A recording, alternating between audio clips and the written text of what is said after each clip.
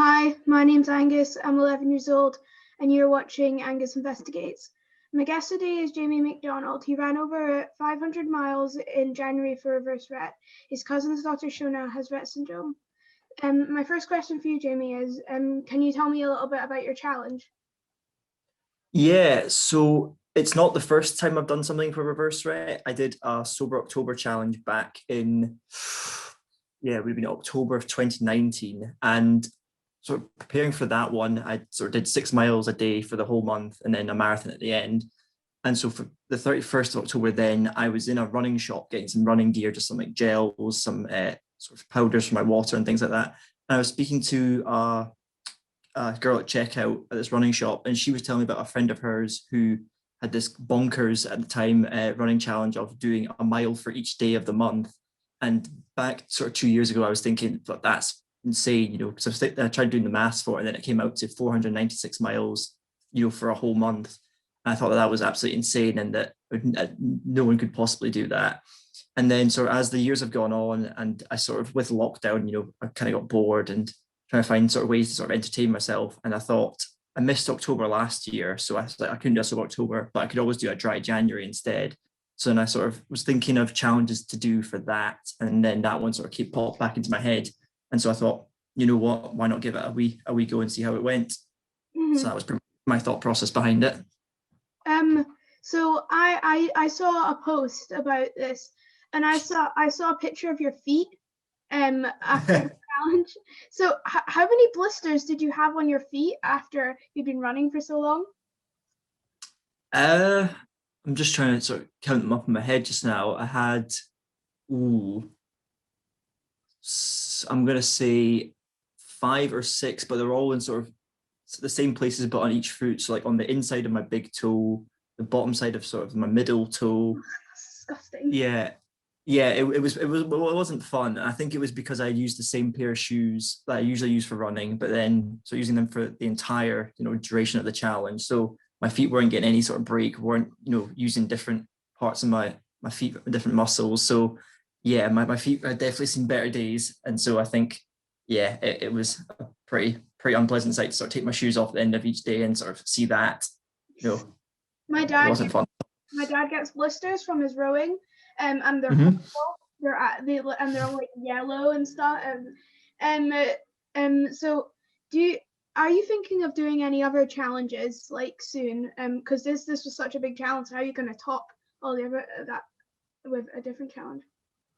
Yeah, so I had planned on doing a ultra marathon last year, but obviously with sort of lockdown taking place, that all that was put on hold, and so it's been scheduled again to this year.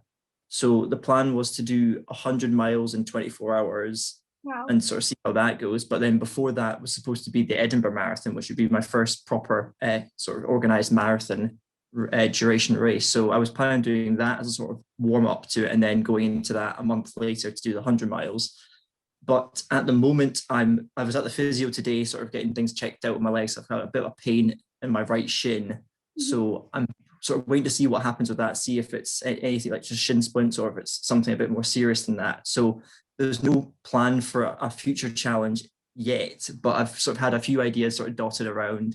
There's one that was supposed to be taking place, so I think it's the middle of next month, and it was to do 4 miles every 4 hours for 48 hours. Wow. Yeah, for 48 hours. So it would basically be an ultra marathon sort of split over 2 days. So that had been a plan of mine to do at some point, but obviously not in the next sort of few months or so. So I'll have to wait and see how the legs sort of handle that. Do you have any other hobbies other than running? Because you do a lot of running. Yeah. Not yeah, at the moment it was sort of predominantly running. I had done sort of photography at the side. I did film at uni, so it's a lot of sort of visual stuff is what I sort of focus on. But trying to think, what else do I do? I mean, I've got a lot of free time to myself just now, so it's sort of split between trying to sort of read more books. I'm not a particularly big reader, so I've always been trying to sort of push myself to read a little bit more. But I'm getting really into podcasts now, sort of just listening to little bits and pieces from here and there. And yeah, get into a lot of music actually, sort of going back and listening to sort of old older stuff, I suppose, in sort of different genres. So a lot of sort of jazz, some sort of lounge music. There's blues. There's all sorts of crazy stuff I'm sort of diving into just to sort of see what it's like.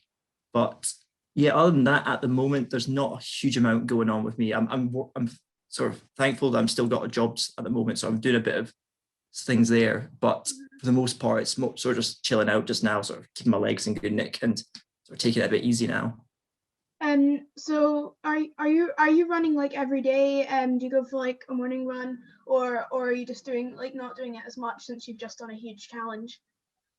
Yeah, so at the moment I'm not running at all.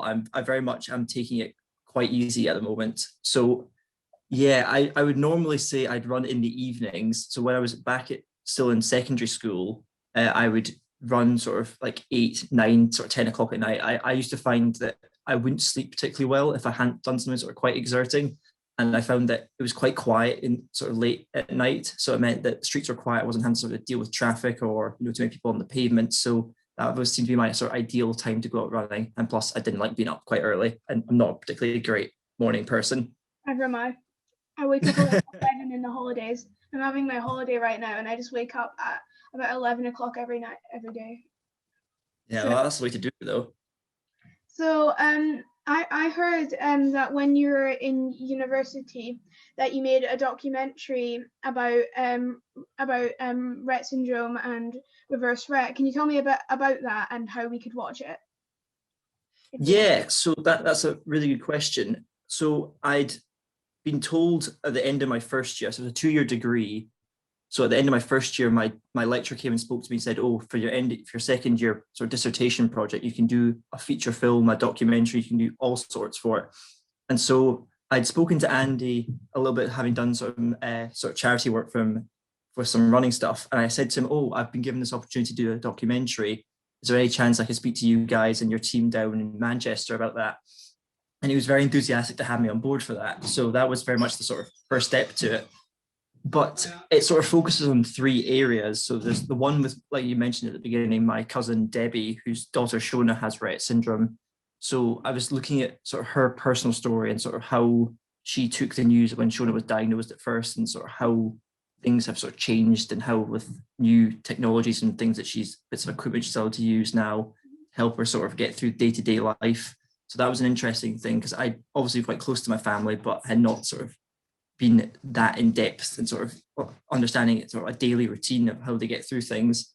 So that was quite insightful to me. And then being able to go to the University of Edinburgh and speak with the research team with Stuart Cobb and his team was, yeah, pretty eye-opening as well. Because obviously, you do a bit of research and you try and understand as much as you can. But then when you're sitting with people who are experts in this field, it's all new information. So it's plenty to sort of get your teeth into. And then obviously down to see Andy and Rachel and the rest of the Reverse Rett team was fantastic, just to sort of see the work that goes into all this fantastic fundraising. So it was definitely a great learning experience. And I think it was one that it gave me a lot more appreciation for the work that goes into not just the fundraising and the charity side of things, but also the researchers, and then what people who, looking after people with Rett go through. So yeah, it was definitely eye-opening is how I'd best describe it. So if we wanted to watch it, how would we be able to watch it anywhere at all? Yeah, so that's a good question as well. So it is being released hopefully within the next few weeks. I'm just finalizing some things with my editor at the moment. So we've got a few versions coming out. So one with subtitles and one without. So fingers crossed that it's coming through in the next 2 weeks or so, I want to say. I have not got a specific date in mind, but I will definitely be posting about it and sharing it with Andy as soon as possible. Okay. And thank you for talking to me today about this, and thank you for being a guest today. Absolutely. Thank you very much for having me and asking some questions. No problem. Thank you.